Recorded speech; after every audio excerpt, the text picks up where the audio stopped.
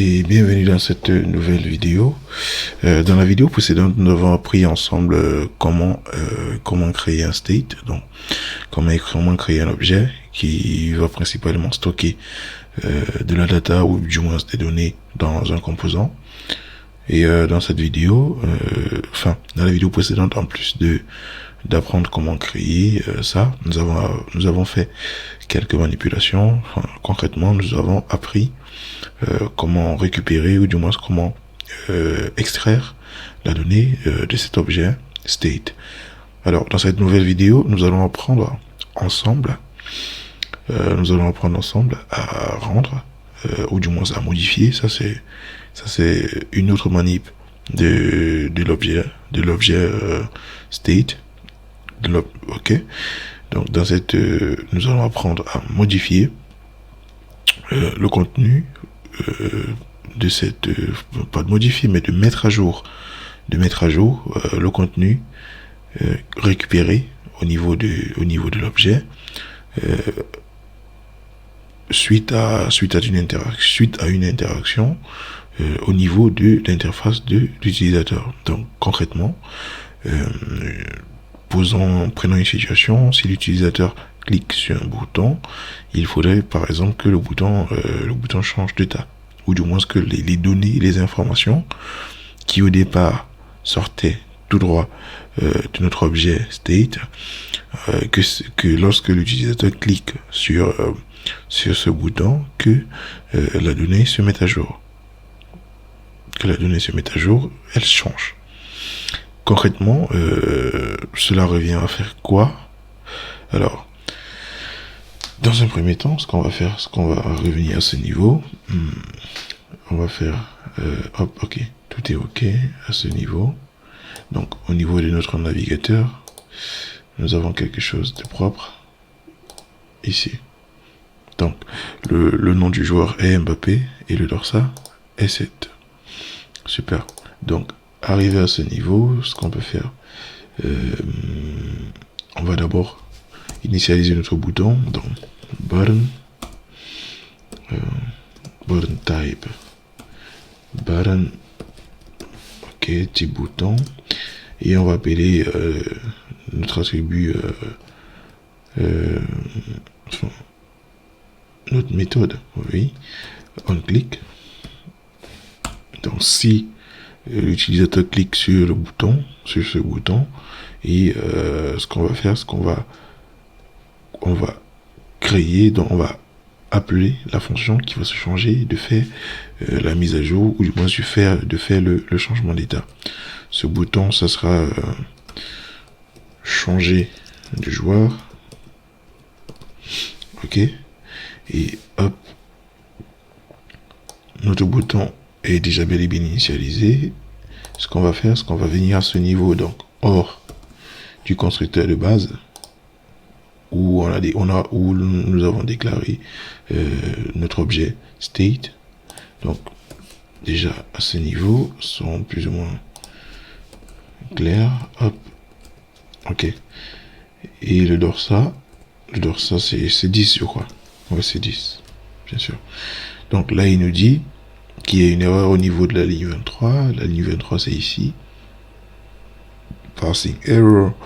GSX attribute must only be assigned a non-empty expression. Donc à ce niveau, il nous dit voilà, ça doit pas être vide, il doit y avoir quelque chose à l'intérieur. Bref, alors ce qu'on va faire, c'est on va gérer cette erreur. Donc une fois que notre bouton a été initialisé, ce qu'on va faire, c'est qu'on va créer notre fonction. Qui va se charger, voilà, qui va contenir, voilà, les étapes, ou du moins ce qu'il faut faire, en gros, une fois que l'utilisateur aura cliqué sur ce bouton changer de joueur. Donc, généralement, ce qu'on aurait fait, un coup de function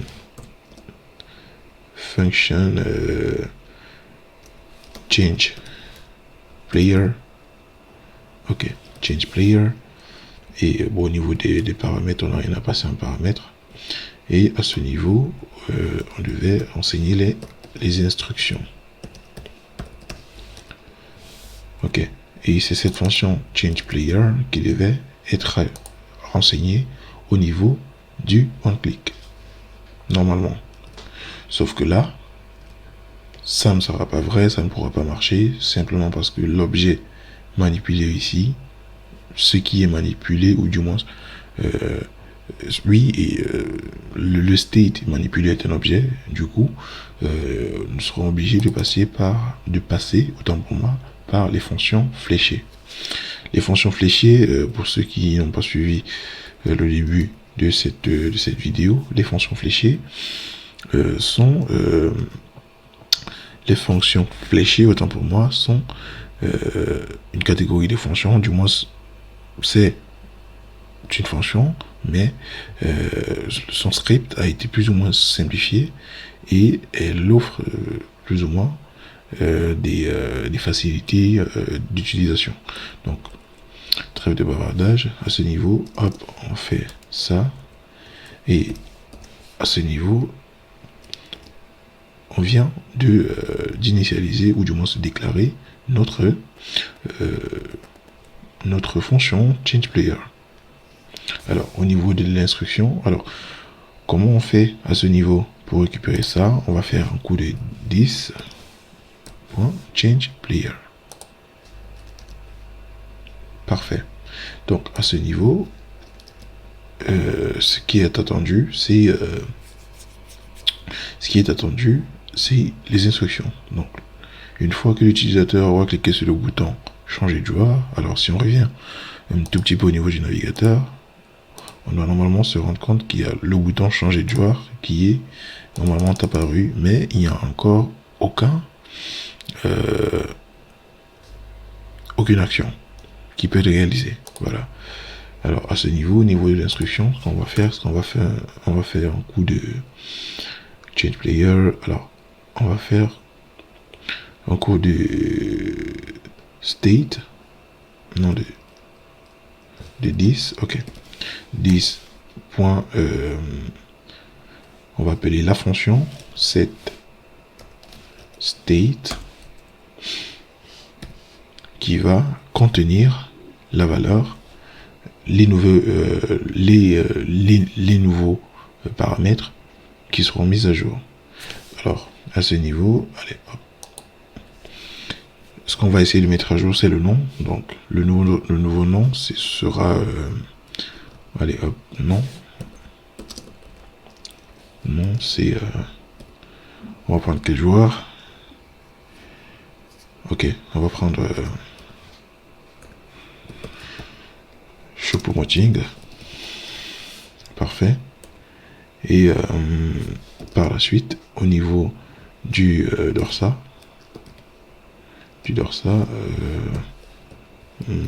voilà, on va dire peut-être le dorsa 13. C'est mieux. Le dorsa 13. Parfait. Donc, à ce niveau, nous avons notre joueur Mbappé avec le dorsa 10. Si on clique normalement sur le bouton changer de joueur, il doit nous afficher de manière instantanée Choupo-Moting avec le dorsa 13. On va réunir au niveau du navigateur et hop, le changement s'opère rapidement. Donc là, on a cliqué sur notre bouton et immédiatement la data, ou du moins la donnée, a changé. Choupo-Moting, le dorsa est 13.